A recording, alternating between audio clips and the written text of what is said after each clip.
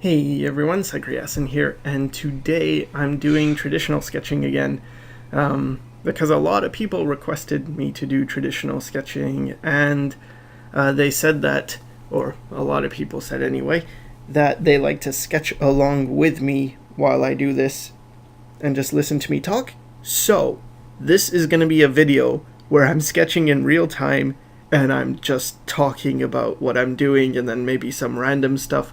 So it might be boring. So for people who are like, oh no, I don't want to sit through a whatever long video, don't worry, just don't watch this, watch something else. Maybe catch the next video where I'll be teaching something.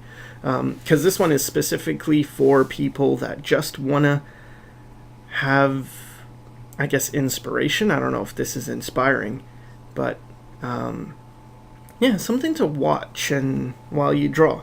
I never thought of that as an idea of what people would be doing. I always thought, oh, I'll make a teaching video, but then people would say, oh, they just like to listen. And when I say people, I mean some people, not everyone, of course. I can't please everybody.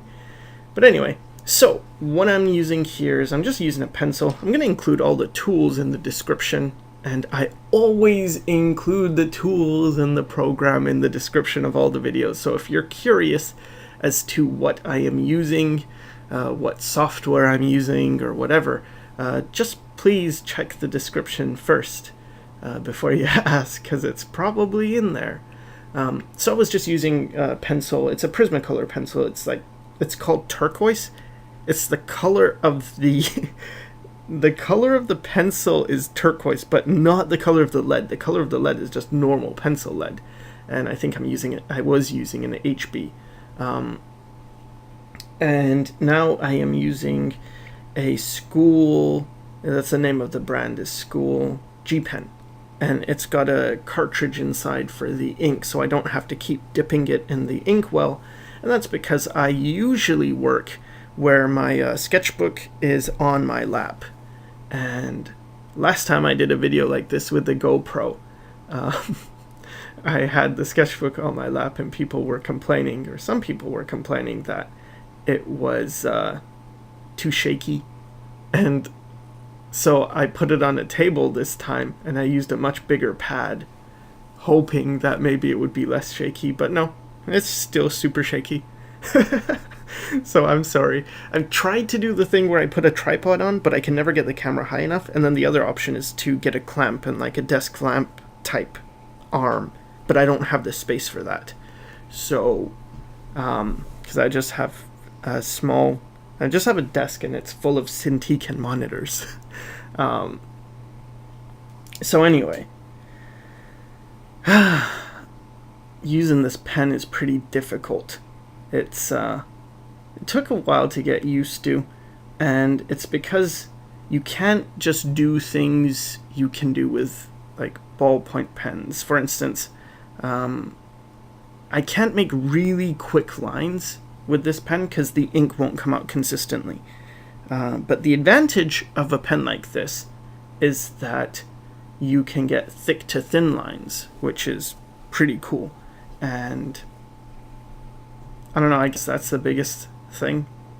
That's the biggest advantage to it, because other than that, it's kind of annoying to use, because the other thing is you have to hold it much more vertically than you could hold. Like, you could hold like a gel ink pen pretty much any way you want and it'll be fine, but with pens like this, it's got to be held in such a way that the ink does continue to flow. And I don't know, sometimes I get sick of this pen. I actually just got it a long time ago. Not this pen, but I bought like nibs and ink because I was reading Bakuman and they use G pens, and I was like, I want to use a G pen. That looks cool. And I do have like the wooden nib holder with the thing and the ink pot, but because I work with my knees, I don't, I always spill everywhere. Just go make a mess. So yeah, if you look at how I'm holding my pencil, just going to talk about how I'm holding my pencil a bit now. I'm sort of holding it where I'm pinching it near the front. So that's really not how you would write. And why am I holding it like this? Well, the reason is that, okay, when you hold it like a writing tool, you're just pretty much using the tip of the pencil lead, right? It's just the tip that touches the paper. Now, when you hold it far away, like you hold it at the back of the pencil, then what happens is you can get to use much more of the side of the lead as well as the point. And that's what I should have called it, the point, not the tip. Anyway, the point. And what was my point? Right. Okay, you hold it far back, then you can get really light lines and you can use the side of the lead. But when you pinch it, like the way I'm holding it, I don't know a better way to describe it other than pinching it, but I get to use the side of the lead, but I also get control, because when you hold it far away, you actually lose some of your control, and what you gain is a super light touch. But when you hold it close to the lead, what you gain is control, but you lose some of the lightness. So it's all, give and take. Which one do you want to use? And that's why I tend to use like 3 different ones. I either hold it like a writing tool, I hold it the way I was doing there where I sort of pinch it, and then I hold it far back when I want to shade or make really light lines. But even this way, I mean, as long as you're making large flowy lines, and because I'm using the side of the lead, and because I'm using the pencil knowing that I'm going to erase it anyway, that it's not going to show up, I don't need to worry about final lines. I'm just using it to get a vague sense of what it is that's on the page. And for my previous traditional drawing video, I was actually just using a pen. I didn't use a pencil at all. And so I've just started using I haven't just started, but I started using a pencil more, again, because what I found is I was getting pretty good with a pen at just looking at the page and seeing lines, and that took me a long time to get. And I'm still not really great with it. I could be better with it. But it's something that, when I see Kim Jong-gi again, I'm going to talk about Kim Jong-gi, but anyway, he just, big blank piece of paper, and then he just starts drawing. And it's like, when I listened to him at the workshop, people asked him, how'd you do that? And he said, oh, you don't see the lines? Like he just looks at a blank piece of paper and sees where all the lines are already. And what I learned from using the pen without a pencil, just straight up pen, after a while you can do that. Like I started to see the lines, and it wasn't as good as him where he can see like a whole finished image, but it would be that before I make a line, I see like a faint outline of where that line needs to go. So that's pretty cool. And anyway, so I was getting good at that when I was just using the pen. But what I found is I was losing some gesture, and I didn't even notice it until I started looking back at some of my older sketches, and it was like, wow, there was a lot more movement in this. And so I figured, okay, let me go back to pencil, and start with pencil, and then I'll use pen. And it's tricky. It's difficult to do new things, because you're gonna suck at it. And the thing that there's like this pattern or this cycle of learning, and it goes something like this. When you start, it's usually because you see someone doing something really well, and often it's something where you look at it and you think, oh, that looks easy, I could do that. And then you try the thing out yourself and realize, oh, what? This isn't easy at all, and you fail miserably. Now, some people quit at this point, but for those who keep going, what happens is the long middle struggling part where you improve incrementally, almost like you don't even see yourself improving because it just takes so long. You're just doing it day in and day out, and it's boring, and other people might not notice it. But eventually what happens is you just keep doing it, and it's still difficult. But when you look back at when you started, you can see like, oh, okay, I guess I am a bit better. And then what happens is people actually do respect this phase because they can see how hard it is for you, and they can see your results and that it looks good. So what happens is they look at it and they think, wow, that looks difficult, because they see you and it's like, well, that looks hard to do. And then they respect it. It's like, wow, that's cool, you can do that. And so they're like, okay, cool. And then when you keep doing it more and more after that, and then what happens is you get so good that it looks easy. And then people don't really care as much because they look at it and it's like, oh, that looks easy. I could do that. But then that's what you've done. You've inspired the next generation to go through the cycle. So that's really the cycle. And once you've gone through that enough, because I think, like, let me think. If I was going to say 15, but even when I was like in my early 20s, I don't think I'd ever gone through the whole cycle. I think I'd only been in the middle phase where it's a struggle, and in the early phase where you think, you look at something and it's like, that looks easy, and then you try it and then you fail hard.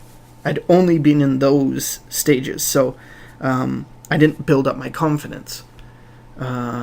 And I think the best way to be is be so passionate and enjoying your own stuff that you don't even care. That's not even on your mind. It's just you're more interested in what you're doing. You're just having fun. And then you don't need to worry about, is this looking good or not? It's just, I'm drawing whatever I like to draw. If it's not good, I'll do another one. That's the best way to be. But for me, I wasn't that way at all. And I was very much caring about results. And so yeah, it was hard until you get through the cycle. The first time you get through it, you just sort of don't really know, and it's like, was that a fluke? Is that just lucky? But after a while, you just start to realize, oh, this is just the way it's gonna be. I'm gonna think it looks easy, and then I'm going to have to struggle for a really long time, probably longer than I wanted. But it's usually, for me anyway, it's been longer than I wanted, but it's not as long as I think it's going to be when I start like halfway through. Because in the beginning I think, okay, this is hard. Or no, I think this is easy, let me do it. And you almost think like, oh, right away I'm going to be pretty good. And then you're not. And then there's almost... Anyway, again, I'm just talking about myself, but then there's this feeling of like, okay, this is hard. This is probably going to take me a long time. Maybe it's going to take me years. And then you just keep working, and then maybe you're 6 weeks in, and it's like, oh, okay. It didn't take a year. It only took about 6 weeks. That's usually how it is for things. I think it's even the same with things like relationships, You end the relationship and you think like this horrible feeling is going to last forever, and it doesn't last forever, but it lasts longer than you would want it to last. Anyway, so what I've been doing is, I draw with the pencil, just getting the basic gesture, and then use the pen. And you'll notice I leave I'll draw over with the pen or ink over with the pen, and then I move on to another thing. And what I'm doing is I'm giving the ink some time to dry, because with this ink, it takes a bit longer to dry. And if you erase right after, sometimes it'll smudge the ink. Not always, but sometimes. And so it's just better safe than sorry. And I'm not really, of course, you know what's coming. I'm going to say I'm not really happy with my sketches. But you're never happy with your sketches. Yes. Yeah, I don't know. It's okay, so the thing is, even at this point, I'm super self conscious of you people watching me. It feels like I want to do a good job, even though I know that if I care too much about doing a good job, I'm going to do a bad job. So, anyway, I don't know. I think at some point you just gotta do stuff and sort of not worry about the results too much, because if I think too much about the results, I never get anything done. I just get paralyzed and I do nothing, and something is better than nothing, right? So, it's better just to do that. And yeah.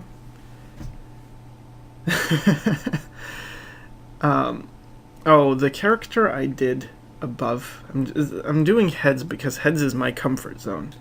And the character in the middle top is a row from the project I'm working on, which I hope is going to be a graphic novel that will be done in some years.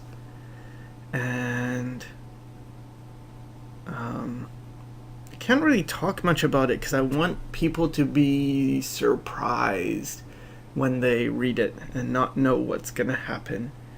So I can't talk about it. I wish I could. But anyway.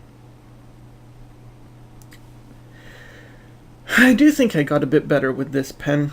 I'm able to make some lines that I think are pretty nice. And again, that's the whole practicing thing. But I still got a long way to go. I wanted to answer a question. And it was that someone had left a message on one of the last videos. I don't remember which one it was, but it was something like they said I had said not to learn anatomy, but I had said to learn anatomy, and then anyway, it seemed like this person had misunderstood what I was saying. So I just want to clarify. What I was saying was that if you are, like, whatever you want to do, learn the things that will help you get to that thing. So if you want to be an environment artist, you don't need to learn anatomy. I might have said something like that. Like, you don't need to learn anatomy if you want to be an environment artist.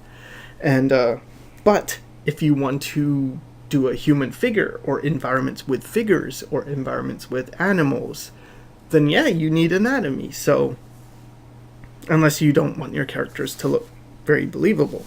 But anyway, so I think it leads me to a bigger point, though, which is that I sometimes see people getting way too focused on just, one thing, and this is where misunderstandings happen, is you start seeing things from a narrow view, and there is no one right way or wrong way. So, for instance, in the last super stream I did, we were kind of talking down on schools, art schools, because most of us, I think Cynics hasn't, but most of us had been to art schools and we had bad experiences.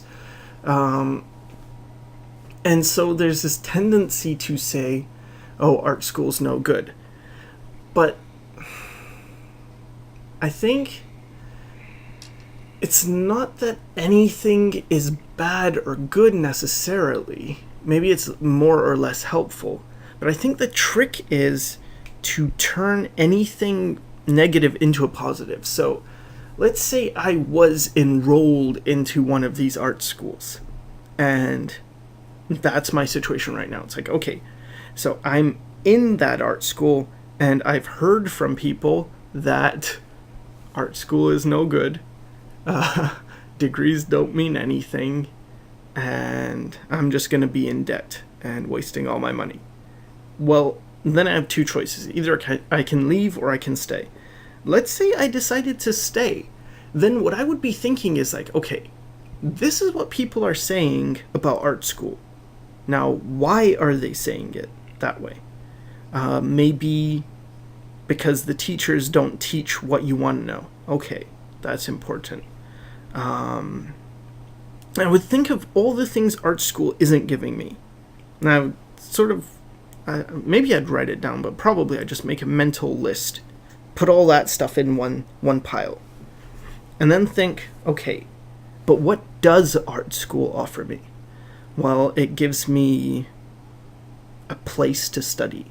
And this place has some nice equipment. Okay, so I'm going to use the crap out of all this equipment. I'm going to make sure I really take advantage, because that's my advantage. I have people who have been around the industry, or I don't know. It's like try and find everything that you can turn to your advantage, and then use those advantages as much as you can. Like, abuse the hell out of those advantages that you have and turn them into a powerful weapon. So if you see people who are, I mean, you'll hear a story of like maybe a bunch of people are in this industry that you want to be in, and they're all in California, and you live somewhere far away, and maybe you don't even see, well, what advantage do I have? But then if you start to look closely, you could think like, okay, well, I have nothing to do. Where I'm at, I'm bored as hell. Where these people are at, there's many more distractions. So there's more chance of them, instead of drawing, they might go partying, they might watch movies. I'm not saying watching movies is bad, but anyway, play games. There's more things for them to be distracted with. So I can just focus on doing my own thing and getting really good at it. And because the internet is global, if I get really good, I'll be noticed. So that would be my strategy. Let's say I'm completely flip it upside down and say, okay, now I'm in California and I have a bunch of distractions. And then what I would be saying is like, okay, so I'm not bored enough to be just spending all my time drawing. So I'm going to really focus on working on my visual library. I'm going to watch movies and I'm going to experience life, but I'm going to really pay attention, and then I'm going to turn that into an idea generating thing. So I'm going to become good at ideas. And that's something that someone far away might not have.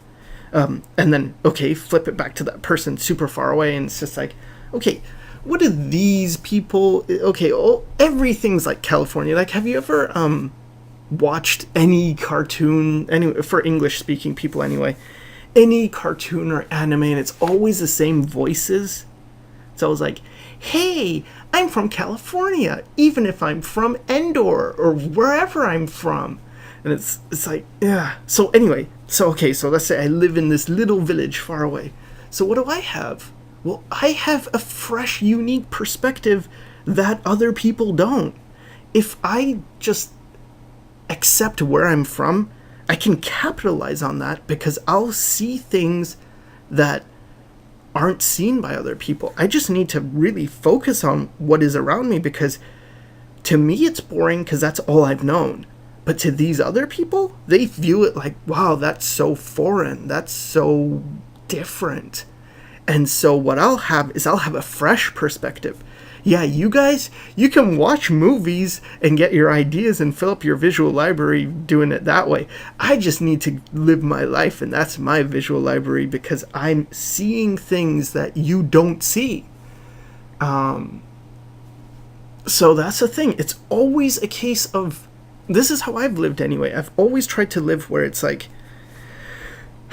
okay, what is the rules? What's the environment I'm in? And then I try and find those rules. Like, okay, well, you're supposed to be this, and then you do this. Like, oh, you're supposed to start young, and you're supposed to be really passionate, and you love what you do, and you go to school or get trained early, and then you find this job and you become successful, and then you've made it. It's like, okay, so that's the rules. And then I think, okay, so how do I fit in that? Well, I'm not that young, not that passionate. Didn't start going to school until much later in life. I think I was 26. Yeah, so I'm pretty much screwed, right? But then the thing is, like, okay, but then I tell myself, that's a situation, but now you're going to be the exception to the rule. So everything that is not supposed to work, make it work. So it's like, okay, so I'm not young, but, and then you find the same thing as that person in the village far away. What do I have that they don't have? Sometimes it's a case of like, okay, not young, but I have a bit more life experience. I see things clearer. I have more focus because I know a little bit more about what things are. I'm better at talking to people. If I did go into school, I would be better at talking to teachers, because usually what happens with young kids is when they're in school, there's this big gap between the student and the teacher, because it's like, oh no, you're the authority figure and I'm just from the rigid schooling system of like, oh, you listen to the teacher and you take notes and everything. Whereas when you're old, it's like, oh, that's just a guy. Oh, what's his job? His job's a teacher. He's just a guy. His job's a teacher. I can talk to that guy. And so you can make friends with the teacher. And you can find out a whole lot more. And making friends is great, because then teacher might be like, oh, hey, there's some job they're hiring at the studio. You want to try it? And it's like, okay. Whereas if you're really young and inexperienced, you might be nervous to even approach the teacher and, hello, Mr. Bobble Sauce. And it's like, teacher's not interested. They just think, oh, this is a student. What does he want? Anyway, what was my point? Right. Turn disadvantage into advantage and be the exception to the rule. So then what I do is okay, and then, oh, I'm not passionate. This one bothers me, though, because the thing is, I kind of feel it's not fair, because you see these people who are successful artists, and they say, oh, you just got to be passionate, you just got to love what you do. And it feels like, for me, for instance, I got lots of experience with depression. I got a lot of experience. And depression sort of eats away at everything. And so you're not left with much. And so I didn't have a lot of passion. But then it felt like, okay, so life gives you, not gives you, but you end up with depression. And then what? I'm not allowed a good job now. I'm not allowed to do anything because I don't even have passion now. And it almost feels like, oh, so if I had a nice childhood and I had been, everything was good, then I would be passionate and happy and life would be perfect.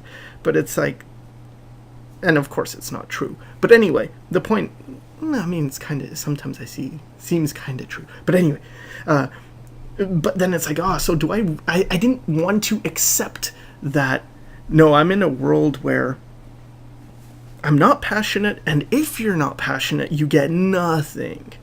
So what I realized is that, okay, so I'm not passionate, then what? It's like, well, okay, so you're going to have to make up for it. Oh boy, how do I make up for it? You got to be smarter than everybody else. You're going to have to figure things out. So because of that, I didn't take it for granted that, any knowledge, it feels like, well, I have to learn this better than them because they're passionate. I have to be smarter. I have to work smarter. Because I do have ambition somewhat. I have more now. I got my ambition back. Don't worry, I got it back.